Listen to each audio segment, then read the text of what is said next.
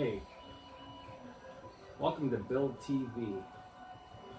I'm going to show you what you need to know and what it's like and everything in between to build, own, put together a Tronxy x5s. Some say the best 3D printer for the money. It's from $300 to $400. You can even get it at Walmart instead of GearBest and not have to wait 40 days for them to actually get it to you after they put it together, after you pay.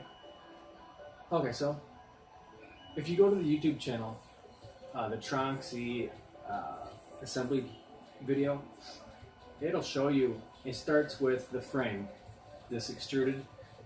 You put it together, it's simple, you just need a screwdriver. It comes with every single thing you need. And you just put it together with the screws and the little lockers that connect in the track. You pop them in the track, screw comes in and it clamps it. Okay, so you put it together, it's the frame, and it's pretty straightforward. And then you just put the bed together, this rail, this bracket. It's really pretty simple. It shows you what screws to use, the length of it. I recommend having a ruler out. I use a steel ruler and I use it to scrape off the print. Also, well, actually I use an old knife now, like an old kitchen knife, straight blade. And it's all good. As you can see, I made a SpongeBob caveman meme. I made the filter, the fan, the blower fan for tall prints, for the cooling of the plastic, so it's not so wobbly and flexible, and it makes it solid. Flimsy print for those really tall things, I guess. And I'm going to show you how to do the belt route, and I'm going to show you what it looks like on the top and the best way to do it, because I know, like you, there's not much information out there. So I'm going to go through every single thing you need to know, and it's going to be simple.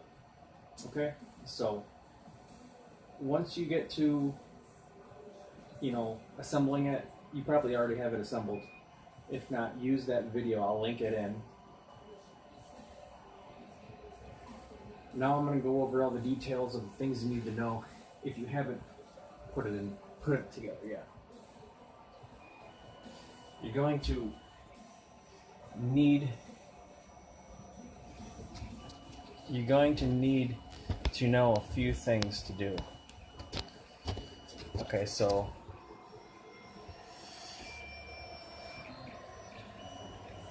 on these upper bearings, their bearings are pressed into this aluminum piece, and they're always crooked from what I've read.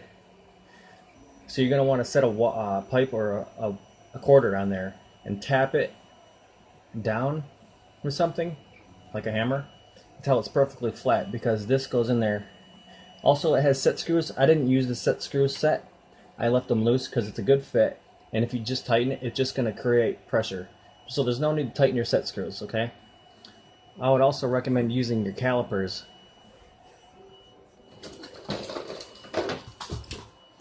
Here's the ruler I use. You're going to want to use the calipers to measure when you have it set up.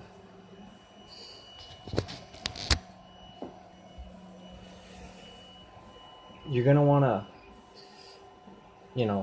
to calibrate it, you're going to want to measure it from here to here and here to here, and then tighten this down and this and this and this. Well, actually just this, mostly. You can tweak these a little bit to get them perfect within 0.5 millimeter. And same down here. You're going to measure it, from here to here.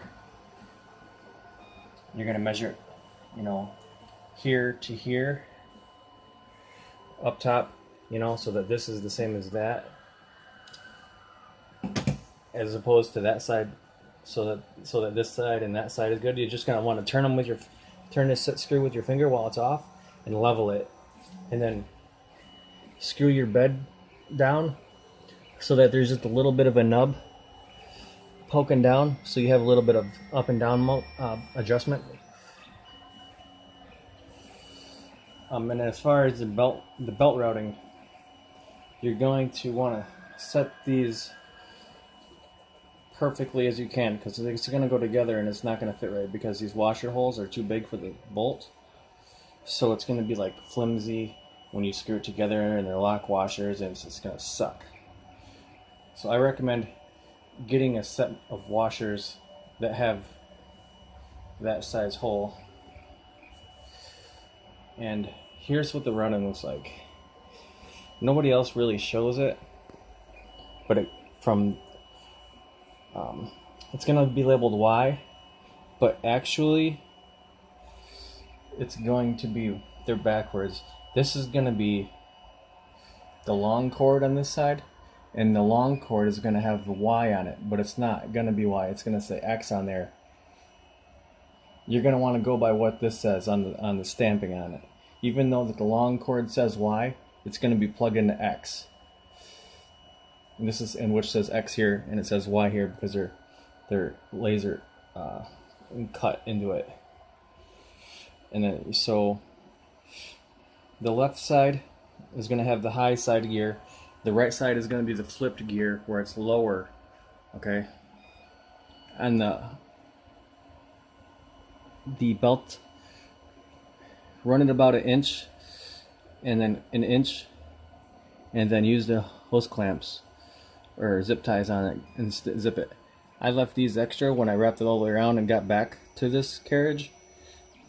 I left them because you never know. But so, you know, it goes here. You should be able to see. I mean, it doesn't show you that good, but I mean, if you can't get it from looking at this, I don't know what to tell you.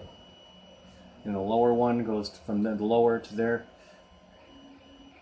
all the way around, and goes from the lower to there. So the X starts here and goes all the way over, down, back, forward, across, down to this, and then clamped here. The Y, it starts here, comes all the way over, up on the top of the high belt side, comes to the high side, comes all the way up to the front, across, up, and then over, and then the Y ends here.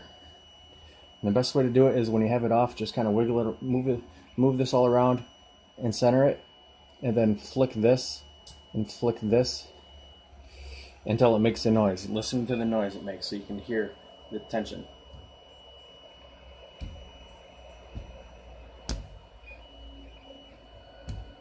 It's going to make that noise. You want it to be sort of tight so when this moves back and forth, or you move the trolley, if it's not like flopping and loose here, it's going to be pretty tight here. Like when you move it around, it's not going to really like kind of like be loosey. It's going to be pretty good. And the assembly also, I shortened the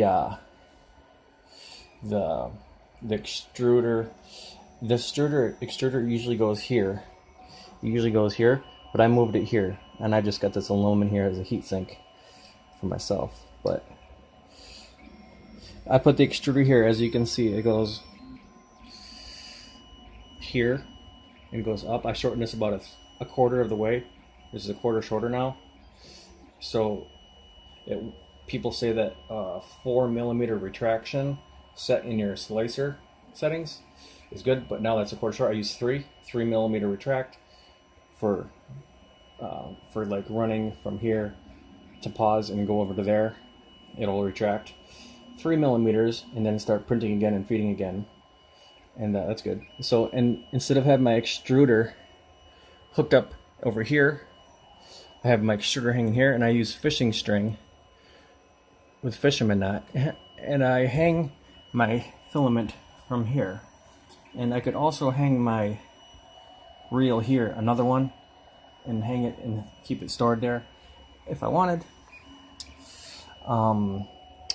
You can adjust these a little bit, like when you get it all tight and pull it tight and then have it pulled and tightened perfectly. You can adjust it a little bit tighter, like if you got one that's a little tighter when you're reefing on it and you zip tie it real quick, you can adjust it a little bit and space it and have the tone be just right. The squareness from like that corner to this corner, it's only off like less than a 1/4 inch, which ain't really gonna matter, and it's all gonna stay. It's as long as it's repeating itself, it's doing good. As you can tell, you can't argue with them results. I have, if you go into, it's running at 175% right now. And one more thing about the setup is, inside of here you'll see that you have the little adjuster pot right there for each one. There's going to be 5 ZZ. There's the extruder, Z1, Z2, X, and Y. If you have the little screwdriver and adjust them in there, and there's a little flat side on the little head. If you keep that flat side at about 1 o'clock, it keeps max powered all, and it's a clockwise setup. So if you dial it back, it's going to be less. If you dial all the way to the 1 o'clock flat spot at 1 o'clock, that's going to be your max voltage for all of them, and you won't have any skipping. And the one more thing is, if you want to, when you put it together, when you get this ready, check all the screws. Like on the stuff is going to be pre-made like this. And also you're going to want to take a piece of this nylon tube, and put it in your heat sink inside there in the extruder, and run it all the way in, and have it be inside there, because there won't be any nylon in there, and there has to be a section of nylon tube inside your extruder that goes all the way to the tip and then stays there. So if you go to put this together without it, it'll just fill up with filament and it'll print like shit. You won't have it be proper. So I'll show a picture, and then as you can see, everything else, you can get a rear view here. I use 5 clamps on the bed, and I don't use the mat because the mat just, it flexes and moves up with heat and stuff. It's not good. So just this, it peels off good with a knife. It pops off. You're going to want to use 5 little clamps, and you're going to want to go into the settings and go to control, and then go to motion, and go to acceleration, turn it down from 1000 to 800, and then the XY jerk, you want to go from the stock 20 to 11, so that it doesn't jerk and try to go right to full speed. Otherwise you're going to be skipping steps, and you don't want that. So I'm running a free rate of 174%, and it's doing really good. And that's pretty much all there is. All there is to know about making this thing work right out of the box. Yep, that's pretty much it. Yep, I leveled it with a piece of paper, card paper, like thick paper, and it's this. Slide that under the nozzle, move it over twice, home it. Go into the menu, press home. It'll go to the stop. You go to the stop, and go to the stop, and just down and back up again, and be perfect. And then you can just move it, and then adjust these, and just make sure it's a little like tight when you put this in there, in like the corner in the middle, all 6 spots, and everything's good. Running at 211 degrees and 40.